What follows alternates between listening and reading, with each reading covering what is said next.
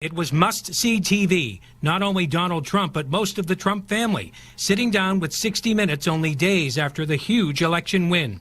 He did reveal a realization of the enormous task ahead of him. It is so big. It is so, it's so enormous. It's so amazing. Kind of just took your breath away.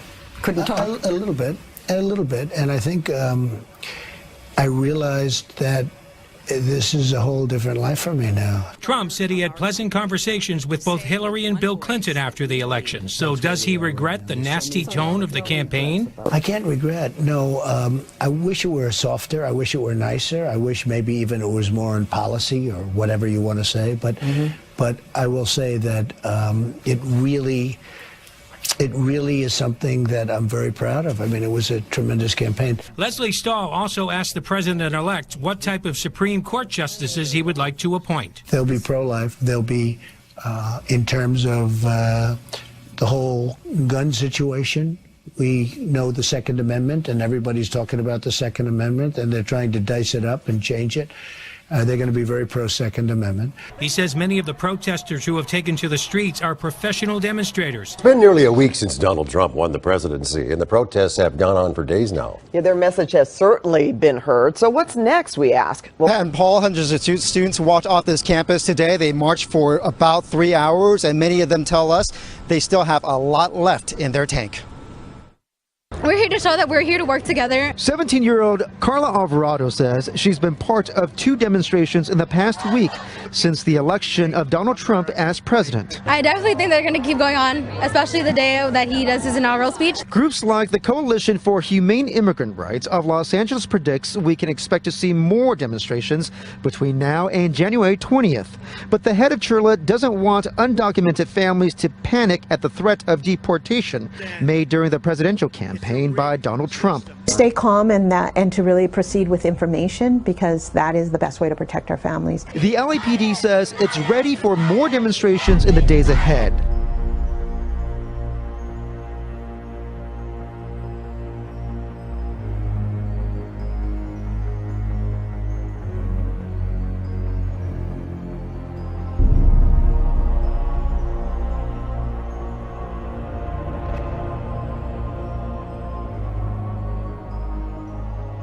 On Friday, January 20th, 2017, Donald Trump will be inaugurated as President of the United States. We call on all people of good conscience to join in disrupting the ceremonies. If Trump is to be inaugurated at all, let it happen behind closed doors, showing the true face of the security state Trump will preside over. It must be made clear to the whole world that the vast majority of people in the United States do not support his presidency or consent to his rule. Trump stands for tyranny, greed, and misogyny. He is the champion of neo-Nazis and white nationalists, of the police who kill the black, brown and poor on a daily basis, of racist border agents and sadistic prison guards, of the FBI and NSA who tap your phone and read your email. He is the harbinger of even more climate catastrophe, deportation, discrimination, and endless war. He continues to deny the existence of climate change, in spite of all the evidence, putting the future of the whole human race at stake. The KKK, Vladimir Putin, Golden Dawn, and the Islamic State all cheered his victory. If we let his inauguration go unchallenged, we are opening the door to the future they envision.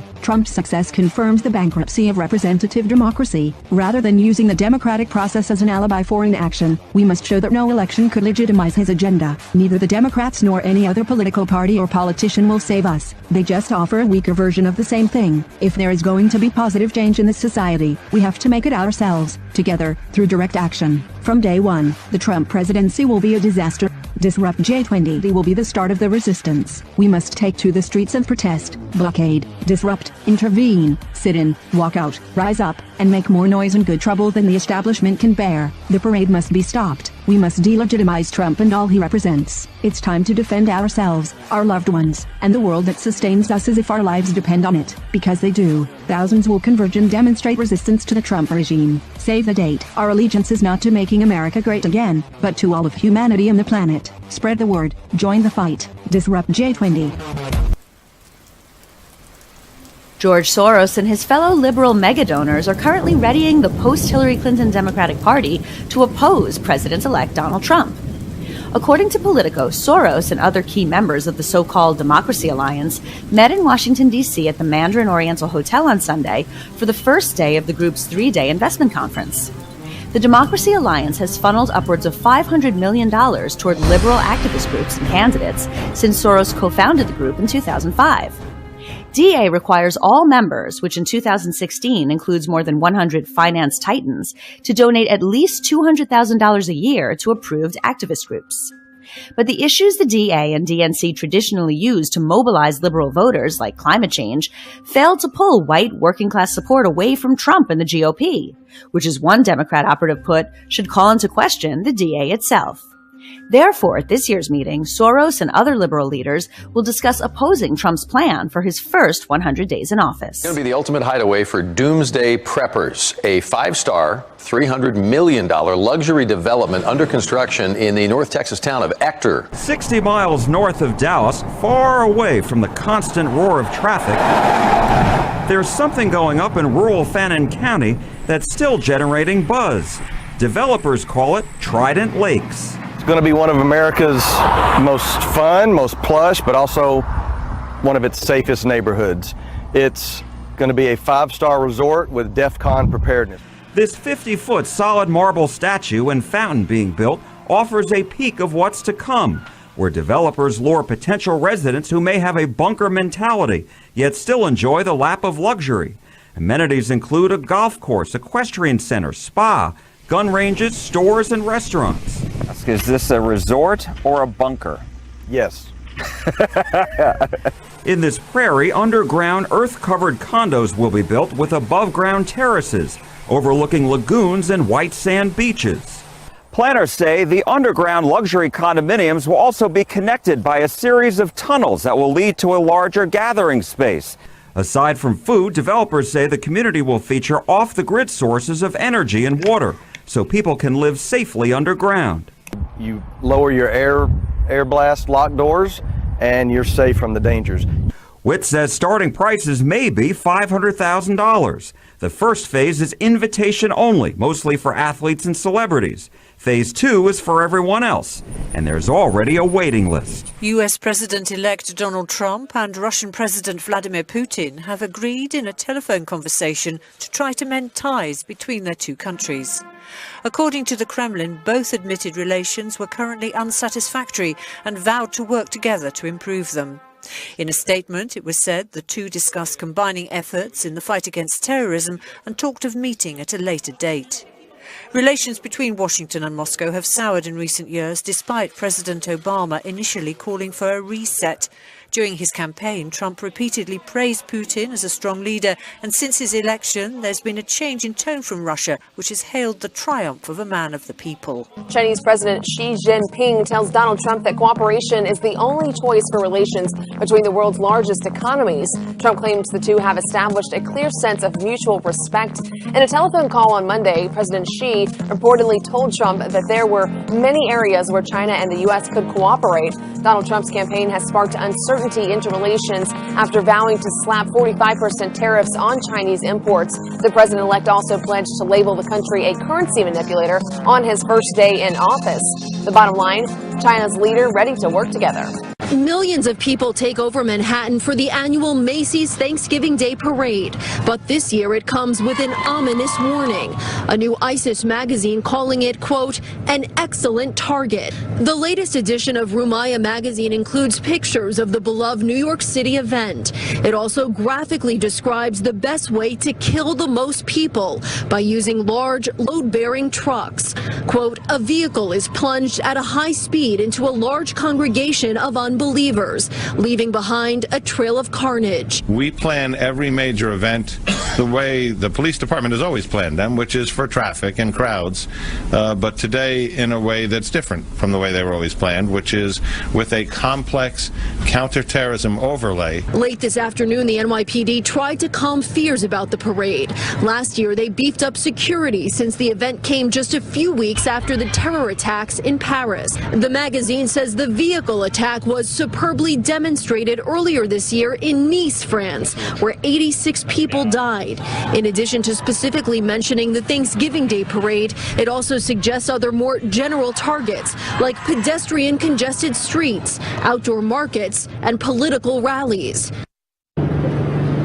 The NYPD says it has visited more than 130 places that rent trucks like the truck that was used in the attack in Nice. They say they've been offering guidance to employees on what to look for in terms of any potential terrorist suspects. The Associated Press posted an update on the continuing controversy surrounding the $3.8 billion Dakota Access oil pipeline. In an email to the Associated Press, the company building the oil pipeline, Energy Transfer Partners, said Monday that it expects to finish construction by December 1st. This, of course, does not include the disputed section in North Dakota, but the company said it could begin moving crude early next year if the government gives final approval. Additionally, the company outlined specifics in the email, saying it would finish the pipeline within 120 days of getting approval for an easement beneath Lake Oahe, a Missouri River reservoir in southern North Dakota. We've learned about an abandoned mercury mine near the Russian River, highly toxic and forgotten until now. After we started looking into it, the Water Board started investigating if it's poisoning the creek and the fish people eat. Only on 5 tonight, Juliette Goodrich asked, why hasn't anyone cleaned it up? When it rains in Guerneville, people keep a close watch on the Russian River. Rising waters can flood the town. But just upstream, there is another threat when it rains, found in the large piles of red dirt bordering a creek that runs into the river. This is the Mount Jackson mine, one of the largest mercury mines in California. It closed in the early 1970s after operating for more than a century. The mine owners are long gone, but large piles of dirt and rock remain.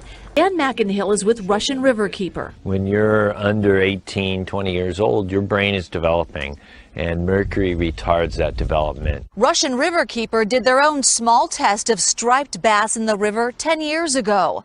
All the fish had mercury levels well over the EPA limit, but the state has not posted any warnings along the river. Studies have shown that eating contaminated fish poses a significant health risk. Eating fish with mercury that was a half a part per million a couple times a week for a month, you could measurably reduce your IQ.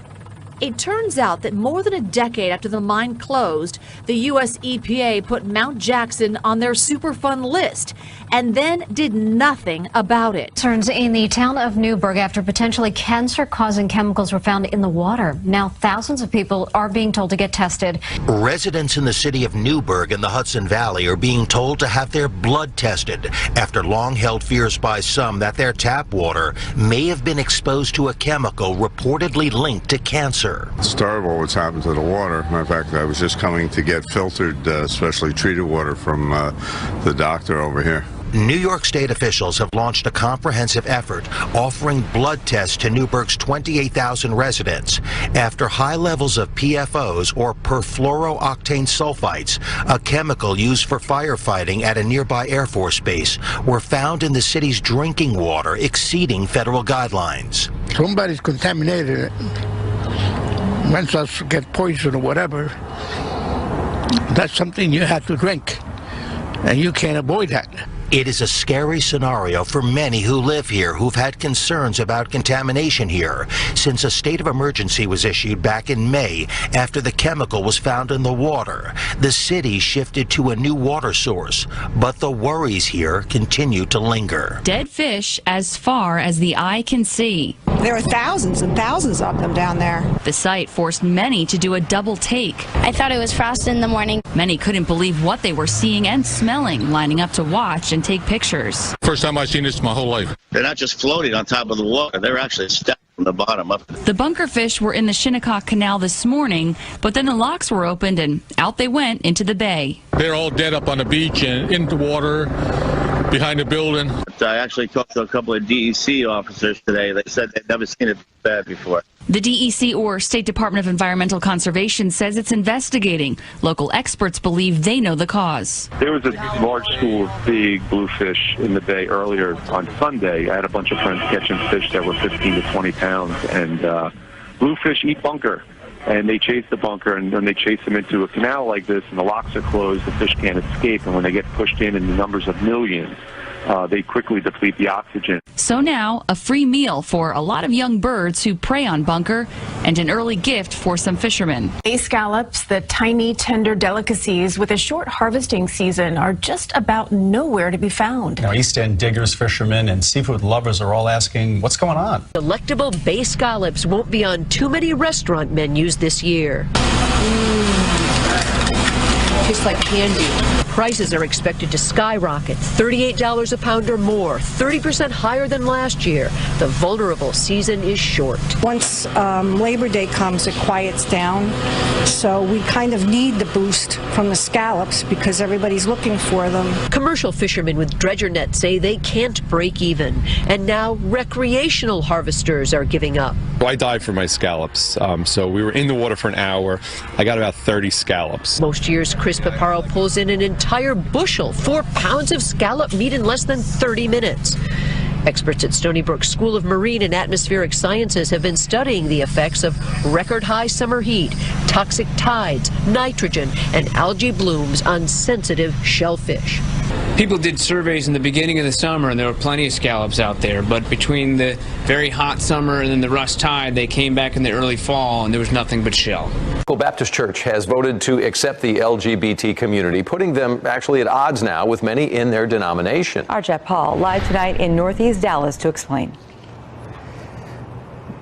Well, Doug and Kaylee, members here, 61% of them here at Wilshire Baptist Church voted to allow those LGBT members to do things like get married, baptized, and become church leaders. But now that decision could lead to the expulsion of this church from the guiding body that oversees Texas Baptist churches. Should we choose to publicly affirm same-sex sexual behavior? A 14-month process, one vote, and a 2-page warning letter that could sever a long-standing and historical religious relationship. I will tell you, this is the most difficult conversation I've ever experienced. Pastor Mark Wingfield at Wilshire Baptist Church says he recognizes nearly 40% of his congregation isn't happy about allowing LGBT members to fully participate. He says it wasn't one member or incident that sparked the exhaustive research and vote. It was the changing times. And congregations that think they're not going to deal with it are living in a bubble that's going to burst. The Baptist General Convention of Texas wasn't pleased with the idea and tried to put an end to it last week by telling Wilshire it was on notice. Tonight, the guiding body issued a statement saying, Texas Baptists have a long-standing and often reaffirmed biblical position on human sexuality and marriage. We're saddened by the outcome of Wilshire's vote and their withdrawal from the harmonious cooperation with the churches of the convention. Wingfield says he wants the decision not to be about who's excluded, but who's included. I want to open our arms to as many people as possible and say, you're welcome here. There have been a flood of donations pouring in to Planned Parenthood since the election of Donald Trump and his running mate Mike Pence. In response to Pence's firm stance against women's reproductive rights and forcing many Planned Parenthood clinics to close in his home state of Indiana, women across the nation are donating to the women's organization in his name to fight back. In a new effort, many women are sharing Pence's office address in Indiana via social media and encouraging fellow donors to make their gifts in his honor. As a result, the Vice President-elect's office will receive mail that notifies him about every donation made in his name to the organization.